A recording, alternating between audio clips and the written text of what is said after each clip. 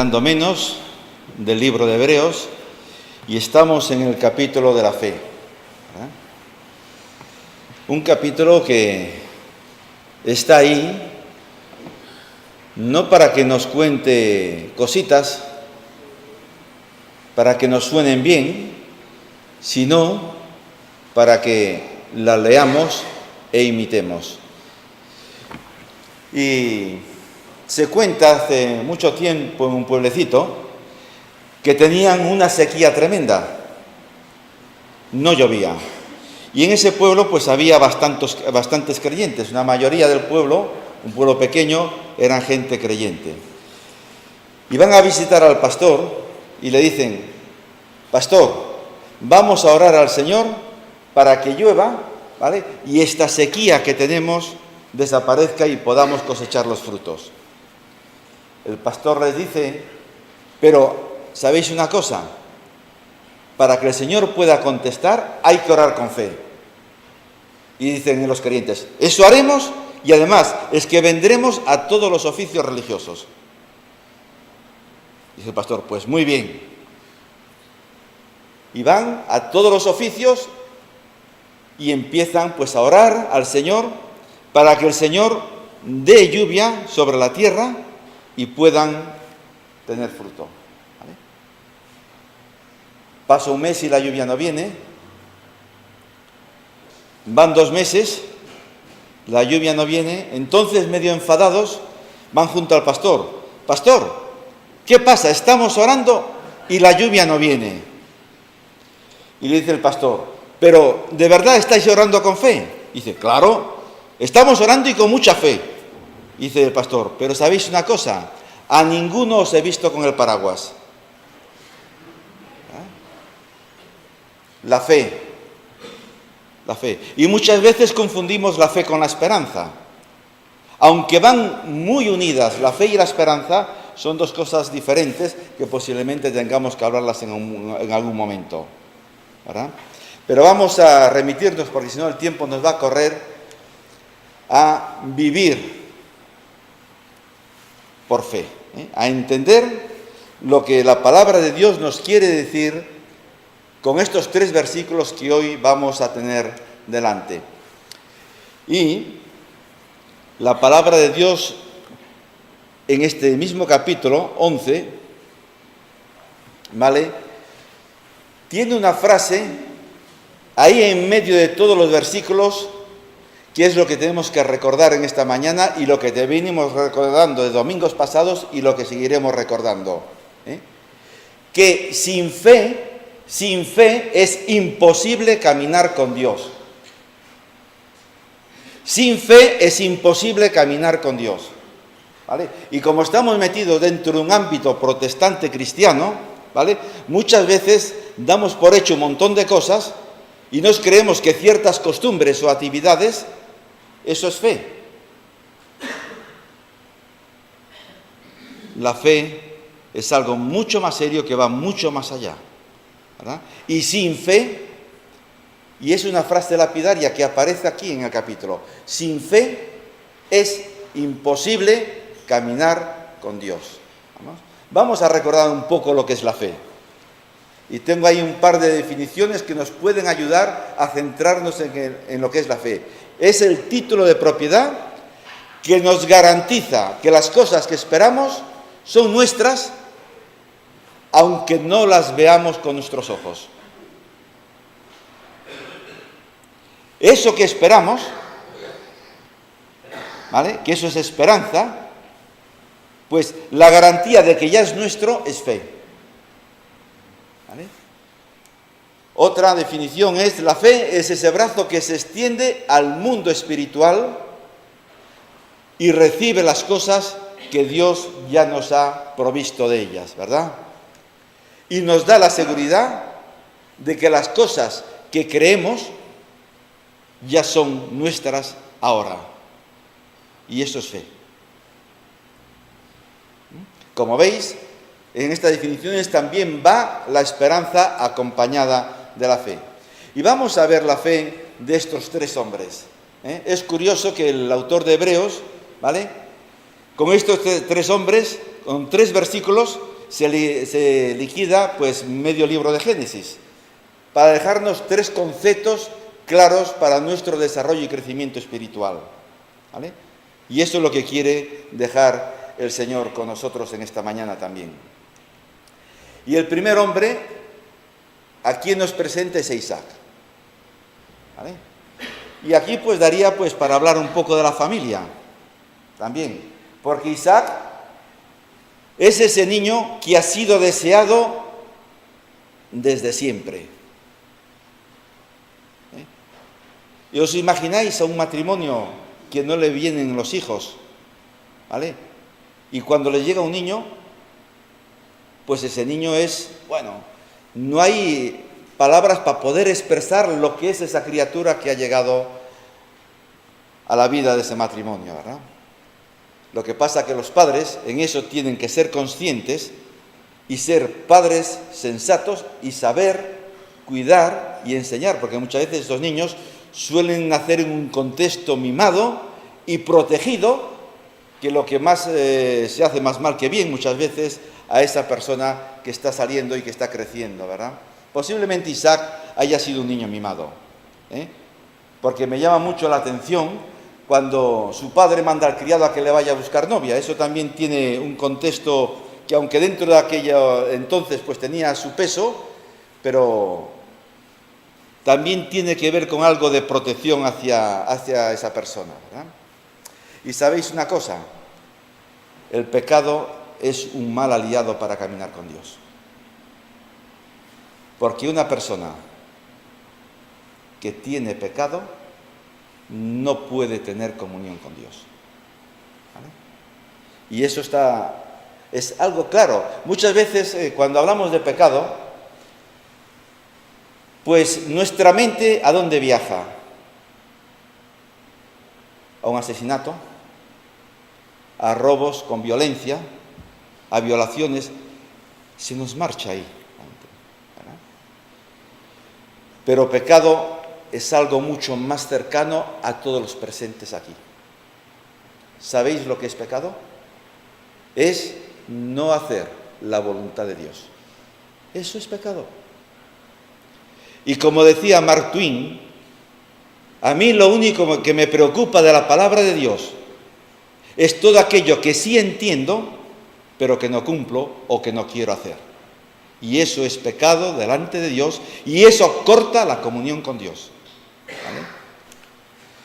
Dice el texto sagrado que por la fe bendijo Isaac a Jacob y a Esaú respecto a las cosas venideras.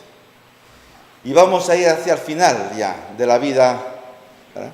Y la fe de Isaac ha salido tremendamente reforzada. ¿Y sabéis por qué salió reforzada la fe de Isaac? Porque dio marcha atrás. Porque cumplió la voluntad de Dios. Vamos a repasar lo sucedido.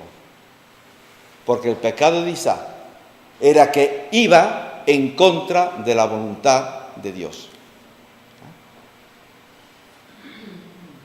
Isaac quería hacer lo que le daba la gana para hablar en español y entendernos todos.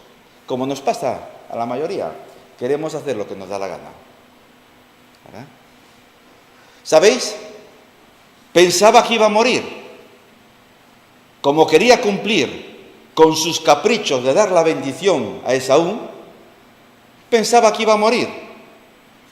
Y después de este hecho aún duró 70, 80 años más. Así que imaginaros los argumentos que él estaba buscando para convencerse de que quería hacer la voluntad de Dios, pero que estaba siendo freno a la voluntad de Dios, poniendo argumentos que Dios no quería.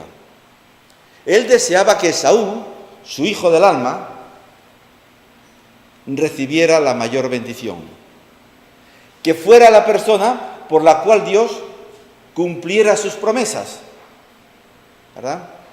De una tierra y de una nación. Y eso, que él sabía cuál era la voluntad de Dios. Fijaos, el mayor servirá al menor.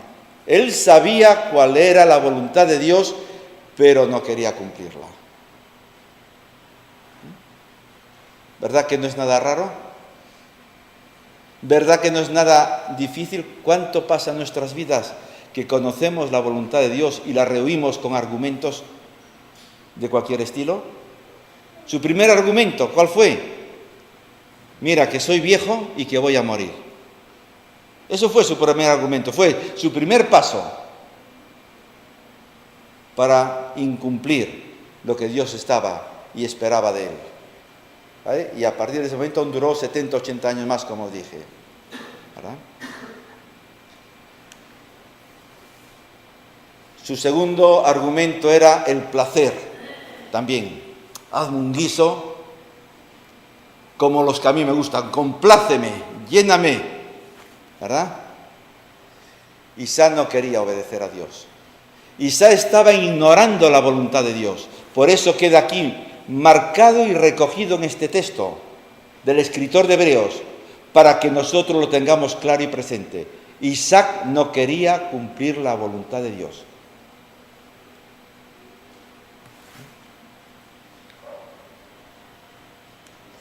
Sigue diciendo el texto, estoy sacando párrafos ahí de Génesis, porque Rebeca, porque como sabéis, han criado los hijos a su manera. Esaú era el chichi, o el niño mimado de de Isaac, y Jacob era el de Rebeca. Y entre los padres han dividido la familia, ¿verdad? Y Rebeca, que posiblemente estuviese ya como mujer intuyendo de que algo se estaba cociendo a sus espaldas, estaba muy presente a ver qué es lo que Isaac quería hacer. Y claro, al estar ya pendiente de que algo va a pasar y que ella quiere saber lo que es, para poder controlar, para poder seguir desobedeciendo, pues claro, se entera de que Isaac quiere bendecir a Esaú. Entonces ella monta la trama, como conocéis todos. Monta una trama y es de seguir en el engaño. ¿Vale? Entonces llama a su hijo Jacob y le dice, ven, que te voy a preparar para que en vez de ser Esaú quien reciba la bendición, la recibas tú. Y claro, Jacob se asusta. Dice, quieto, para, que me va a conocer. Y si me conoce, mi padre en vez de bendecirme, me va a maldecir. ¿Y sabéis lo que dice Rebeca? No te preocupes, Jacob. La respuesta de todos, no te preocupes, que la culpa sea sobre mí. ¿Sabéis quiénes dijo eso? ¿Sabéis quiénes dijeron eso también? Cuando iban a crucificar al Señor Jesucristo. El pueblo dijo lo mismo, que su sangre sea sobre nosotros. Y nosotros hoy, para no cumplir la voluntad de Dios, muchas veces respondemos de lo mismo, que la culpa sea sobre nosotros. ¿Verdad? Y Jacob se presta a esta burla, a este engaño. ¿Vale? Y suceden cosas que cuando llega Esaú, dice el texto sagrado, que Isaac se estremeció grandemente, o como recoge otra versión, tembló con gran temblor excesivamente. Ahora la pregunta es ¿por qué? ¿Por qué se estremeció Isaac? ¿Por el impacto de saberse engañado? Podría ser. Podría ser. Porque sabía que había generado una cima entre Jacob e Esaú y una guerra fratricida. También podría ser que se estremeciera por la consecuencia de su pecado, ¿verdad? Ahora, yo pienso que va bastante más allá, que fue el despertar al hecho de haberse interferido en la voluntad de Dios. Eso fue lo que estremeció a Abraham, cuando se dio cuenta en la cruda realidad de su vida de que se estaba interponiendo entre la voluntad de Dios para llevar adelante la suya. Y sigue diciendo que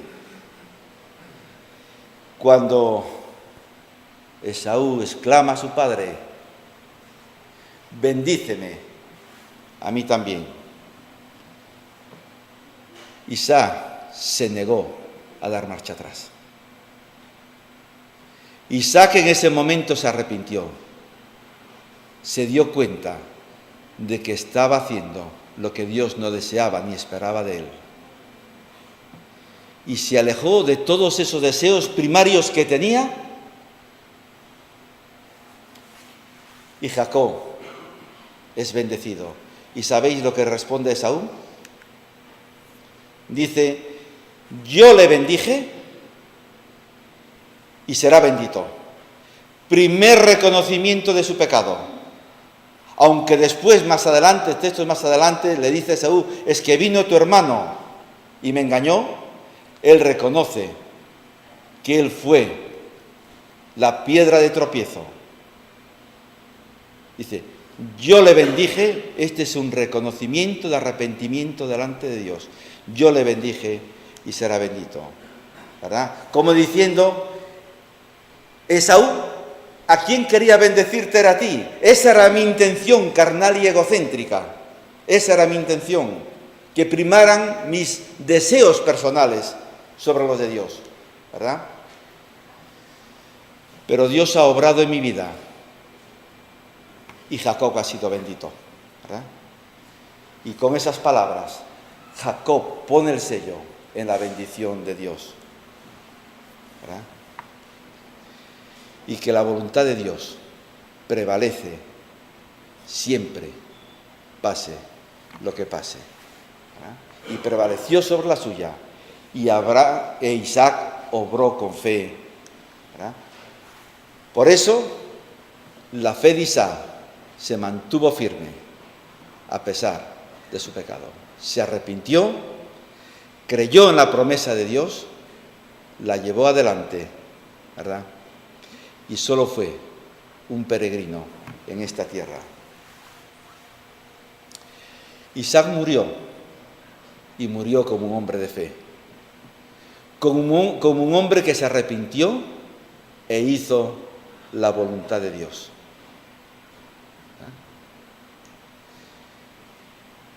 Y para nosotros en esta mañana, con respecto a Isaac,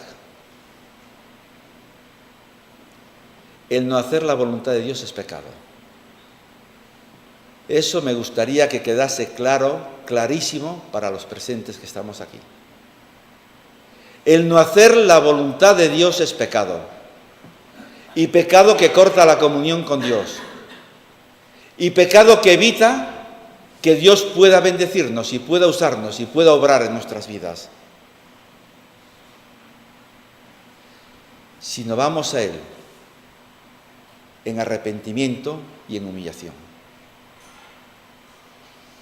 No nos vayamos más lejos ya. No pensemos en los que roban, asesinan, violan y cosas por el estilo. Estemos en nuestra vida cotidiana, en nuestra vida de cada día. El no hacer la voluntad de Dios es pecado. Y cuando nos arrepentimos y adoramos a Dios y nos ponemos en marcha para hacer la voluntad, esto es fe. Esto es fe. Y lo demás, pues no lo es. Fe. Apropiarnos de esa sangre vertida en la cruz del Calvario que limpia nuestro pecado y nos hace aceptos delante de Dios. Y eso es fe, hacer la voluntad de Dios. Bien, otro personaje que nos trae también el escritor de Hebreos, y ese personaje es Jacob. Un hombre que nació en un hogar donde había favoritismos. Él era el niño mimado de su madre, y Esaú, su hermano, era el niño mimado de su padre. Y esta actitud por parte de los padres los ha llevado a una separación, ¿vale? Y su madre, Rebeca, no lo volvió a ver más. Se murió sin volverlo a ver, ¿verdad? Jacob tampoco nunca vio la tierra prometida. De hecho, vivió todo lo contrario, porque cuando fue lo de su hermano tuvo que ir a casa de su tío. Después regresó de muchos años, de estar viviendo con Labán en Harán, regresó después de muchos años, pero llegó una hambruna tan grande que tuvo que emigrar a Egipto. Ha sido un extranjero, ha sido un peregrino, ¿verdad? Obligado, una, por el odio de su hermano, a marcharse a casa de su tío, y después regresa, y obligado por la hambruna a viajar a Egipto. Pero ¿sabéis una cosa? Las experiencias vividas de este hombre lo ha llevado a ser un hombre perseverante y un hombre que amaba y que creía a Dios, ¿verdad? Y siguió creyendo en Él hasta los mismos últimos segundos de su vida en esta tierra, ¿verdad? Dice el texto del versículo 21 del capítulo 11 de Hebreos: por la fe, Jacob, al morir, bendijo a cada uno de los hijos de José y adoró, apoyado sobre el extremo de su bordón. ¿Sabéis? La vida de Jacob no ha sido una vida fácil. Nada fácil. De joven huye. Huye por miedo a su hermano. En casa de su tío es defraudado y engañado. Se sintió humillado en tierra extranjera. Vuelve después de hacer las paces, que con mucho temor volvía a su tierra para establecer contacto con su hermano, volvía con mucho temor. Sabéis que separó a las familias, mandó delante una expedición para que tuviese contacto con Esaú. Y cuando pensaba que podía estar más o menos bien, ¿verdad?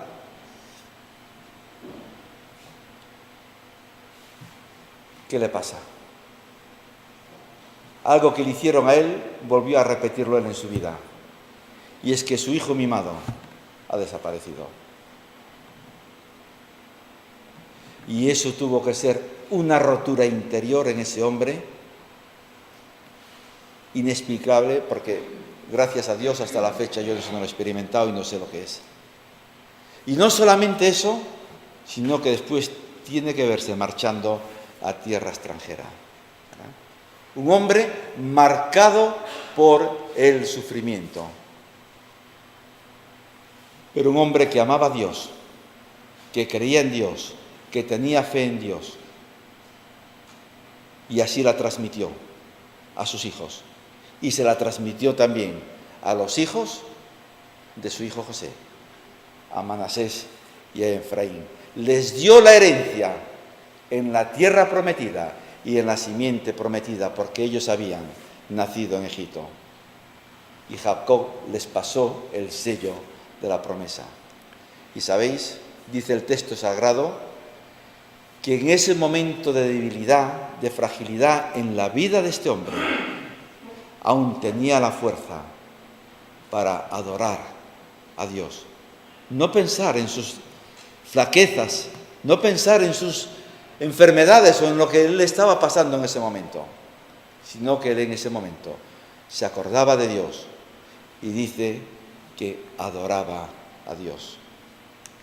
Es sorprendente cuando muchas veces la mayoría estamos pues llorando nuestras miserias. Nos pasamos la vida llorando nuestras miserias, como si eso trajese paz a la vida, en vez de pensar y acordarnos de nuestro Dios y de sus promesas, que es lo que trae dentro de la dificultad y de la tempestad, lo que trae paz y lo que trae estabilidad a nosotros. Y eso es fe, cuando sabemos apropiarnos de esas promesas. Y eso es lo que hizo Jacob. Si no, es bastante difícil aguantarse firme como se aguantó él, con tanta tribulación que ha vivido, ¿verdad? Y él, hasta el final de sus días, siguió creyendo en Dios y siguió transmitiendo el amor de Dios a sus hijos. Lealtad hasta el final. Y sabéis un texto que me llama mucho la atención, que está en Génesis 49, versículo 33. Es una frase que está ahí, que muchas veces pasa desapercibida. Dice que Jacob, después de haber cumplido con la voluntad de Dios, de haber bendecido a sus hijos, de haber adorado a Dios, dice que se mete en su cama, se encoge y muere. ¿Sabéis? Una sensación, un mensaje de paz que está transmitiendo.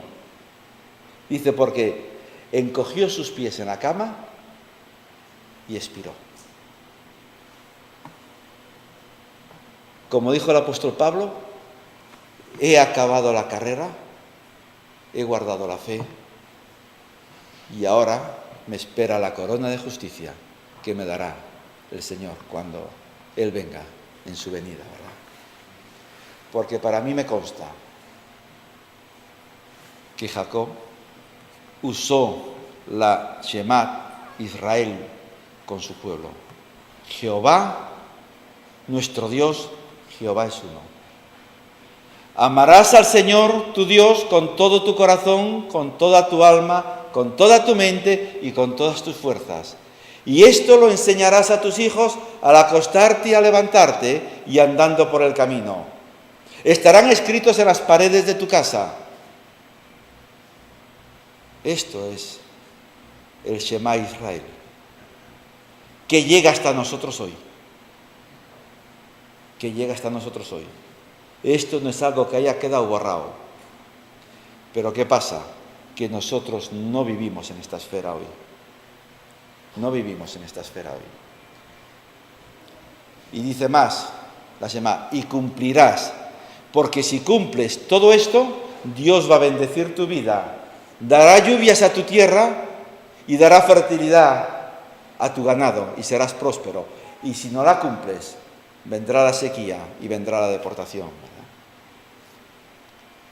¿Cómo es nuestra lealtad al Señor? ¿Le amamos con todas nuestras fuerzas, con toda nuestra mente y con todo nuestro corazón? Eso es lo que hizo Jacob. ¿Enseñamos a los demás? Cada día, ¿estamos enseñando lo que Cristo hizo en nuestras vidas? Pues esto es la voluntad de Dios. Y está a través de las páginas de la Biblia. Id por todo el mundo y decirle a la gente lo que yo hice con vosotros. Decirle a la gente lo que yo soy para vosotros. Y hacerlo todos los días. Esto es lo que el Señor espera. Y esto es lo que hizo Él. Y eso el autor de Hebreos lo recoge y en un texto lo lanza a los hebreos en aquel momento y a nosotros en esta mañana. Y el tercer personaje es José. Un hombre que nació en un hogar muy grande, en una familia numerosa. ¿Vale? Y es curioso, igual por ser el primero de la amada de Jacob, igual fue el niño mimado. Igual esa es la razón. Pero de los 12, que hacía el puesto 11, ¿vale? Él era el niño mimado. El niño que Jacob cuidaba, mimaba, le hacía las ropitas especiales para él. Cosa que debiera haber aprendido cuando tuvo los problemas con sus padres, ¿verdad? Pero no fue así. Muchas veces no aprendemos en nuestra propia cabeza, pero son así las cosas, ¿vale? Ahora, la vida de José también es una vida que los presentes debiéramos de pararnos a estudiar, no leerla, porque de leerla ya la sabemos, a estudiarla y después a imitarla. nos iría muy bien a todos, ¿verdad? Y dice el texto sagrado, en el versículo 22 del capítulo 11, que por la fe, José, al morir, mencionó la salida de los hijos de Israel y dio un mandamiento acerca de sus huesos, ¿verdad? José tenía una fe imperecedera.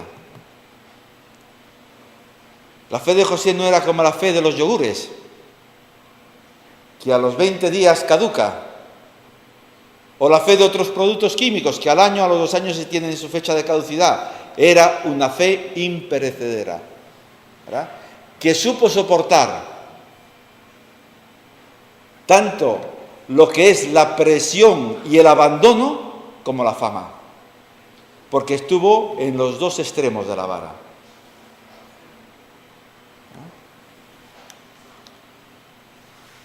Si hay alguna persona que podíamos decir que tiene derechos suficientes para abandonar la fe cristiana, ese era José. Si podemos decir que ese argumento se puede aplicar.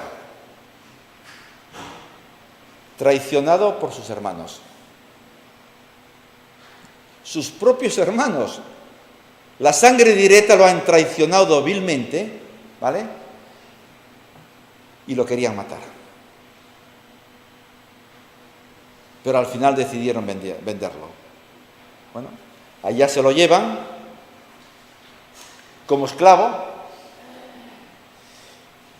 Y bueno, pues cayó en una buena casa. Cayó en gracia en esa buena casa, ¿verdad? El dueño lo nombra, pues, capataz de todo.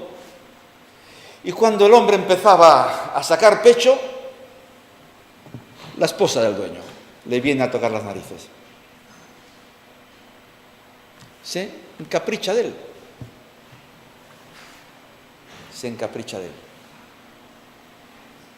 Y él, como amaba a Dios, y lo que su padre le enseñó, estaba ahí presente, de esa fe imperecedera, él decide, pues, no entrar en el juego que le estaba presentando la esposa de Potifar.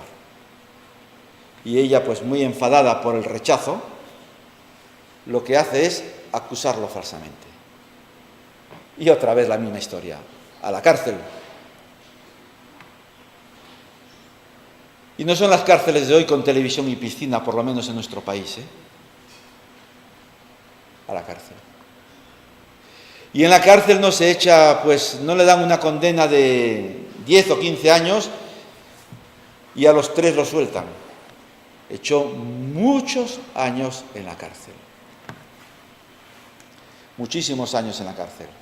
Cumplió una larguísima condena. Pero ¿sabéis? Dentro de la cárcel se ganó la confianza del jefe de los carceleros y lo puso en un puesto de relevancia, y él siguió sirviendo a Dios desde lo más bajo hasta lo más alto. Él, según iba cambiando sus condiciones de vida, su fe en Dios no variaba. Iba siendo el mismo José que iba dejando la misma estela de su amor a Dios y de su fe en Dios, a pesar de todas las circunstancias adversas por las que estaba viviendo y pasando. Y en la cárcel, aunque lo olvidaron, porque sabéis que le han prometido, cuando fueron los famosos sueños del copero y del panadero, y cuando uno fue restaurado, tranquilo que yo voy a hablar bien de ti, conforme estuvo en libertad, ahí te olvides, ¿vale? Ahí te olvides. Y siguió más años en la cárcel. Pero José tenía algo importante en su vida, que sabía en quién había creído.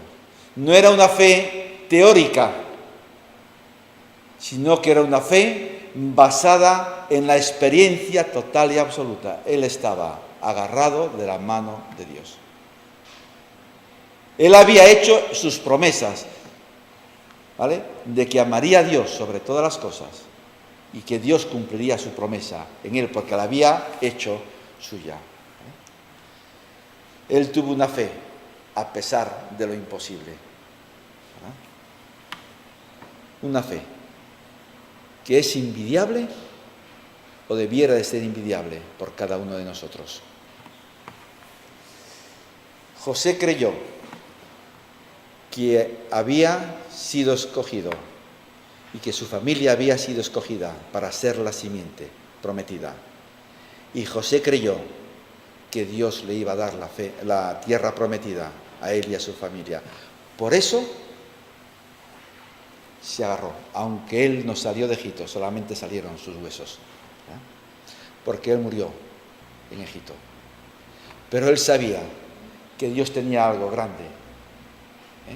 Y pasaron más de 400 años que él siguió enterrado en Egipto, más. Pero él sabía que Dios tenía algo grande, ¿verdad?, para él. Y así creyó José.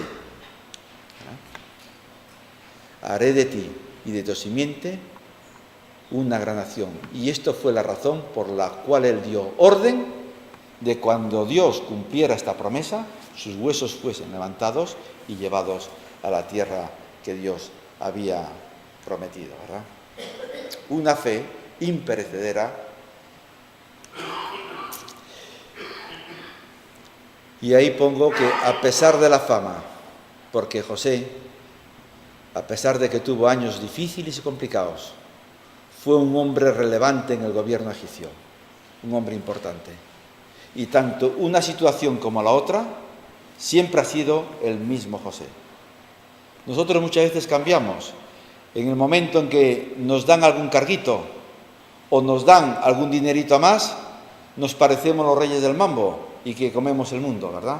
José se mantuvo íntegro, porque para él ni era la cárcel, ni era la traición, ni era la riqueza lo importante.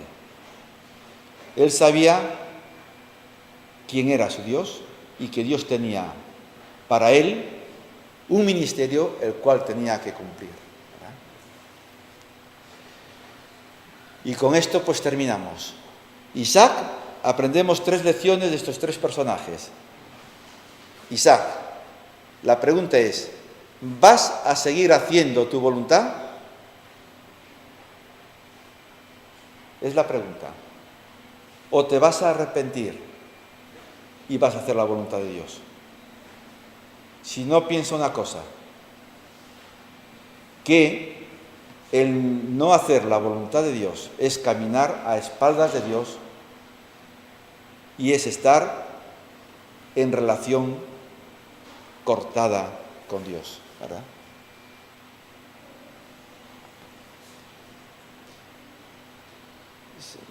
Se me fue la pantalla.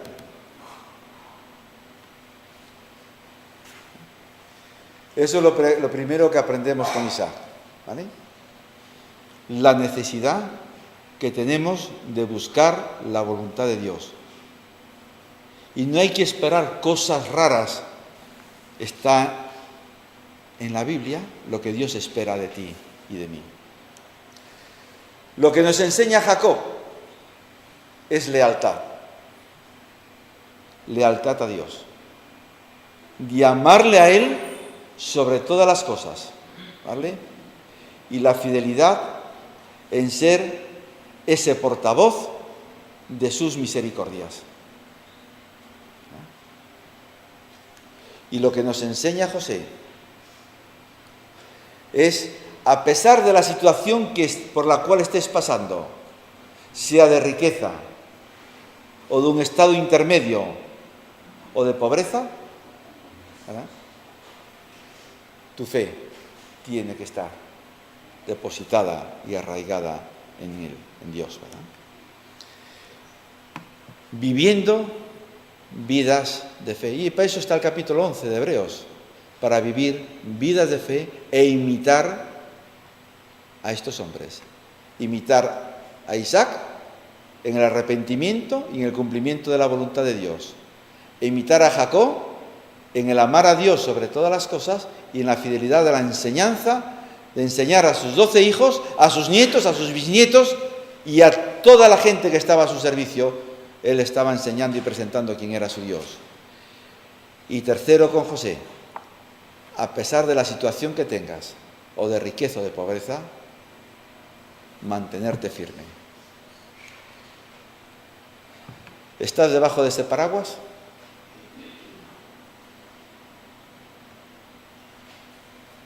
¿O sigues orando para que Dios haga cosas, pero que al final no te las crees? Lo dices porque es una buena fórmula, que está bien, que no queda mal y que suena bonito, pero que al final, pues no hagas como este pueblo, que pedía a Dios por agua, pero que no llevaba el paraguas. Padre que estás en los cielos, gracias. Gracias por tu palabra. Gracias porque ella nos enseña, nos corrige y también ilumina el camino por el cual debemos de andar. Y el camino es hacer tu voluntad, porque hemos sido comprados con gran precio. Hemos sido comprados con la vida de mi bendito Señor Jesucristo. Él ha muerto en la cruz del Calvario. Él ha dado su vida y Él ha hecho nuevas criaturas a todos aquellos que hemos depositado nuestra fe, que nos hemos arrepentido y que hemos confiado en Él. Padre, pues, ayúdanos a través del Espíritu Santo a que nuestra vida sea dirigida, sea controlada, pero todas las áreas de nuestra vida por el Espíritu Santo.